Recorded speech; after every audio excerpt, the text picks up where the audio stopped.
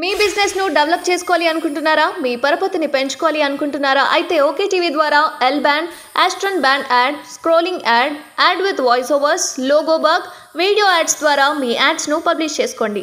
సంప్రదించవలసిన phone number 8520917933.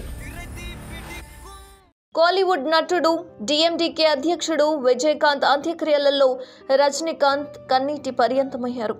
దీంతో అక్కడున్న వారంతా కూడా భావోద్వేగానికి గురయ్యారు. అనారోగ్య కారణాల వల్ల గురువారం తుది శ్వాస విడిచిన విజయకాంత్ అంత్యక్రియలు ప్రభుత్వ లాంఛనాలతో నిర్వహించారు. తన మిత్రుడిని చివరిసారి చూసిన రజనీకాంత్ వారి అనుబంధాన్ని గుర్తు చేసుకుని కన్నీరు పెట్టుకున్నారు. విజయకాంత్ మరణించారని తెలిసి నా హృదయం ముక్కలైంది. ఆయన మరణం తమిళనాడు ప్రజలకు తీరని లోటు.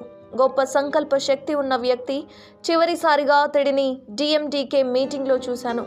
కోలుకున్నందుకు ఎంతో ఆనందించా. విజయకాంత్ నాకు మంచి స్నేహితుడు. ఒక్క మాటలో చెప్పాలంటే స్నేహానికి ప్రతిరూపం. ఒక్కసారి అతడితో స్నేహం చేస్తే ఎవరూ మర్చిపోలేరు. అతడి కోసం చాలా మంది తమ ప్రాణాలు అర్పించడానికి సిద్ధంగా ఉన్నారు. ఆయన కోపం వెనుక కూడా సరైన కారణం ఉంటుంది. స్వార్థానికి చోటుండదు. మా ఇద్దరి మధ్య గొప్ప అనుబంధం ఉంది.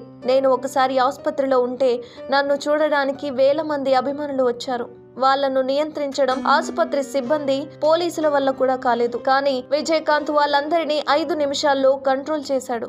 ఆ సమయంలో ఆయన చేసిన సాయం ఎప్పటికీ మర్చిపోలేను.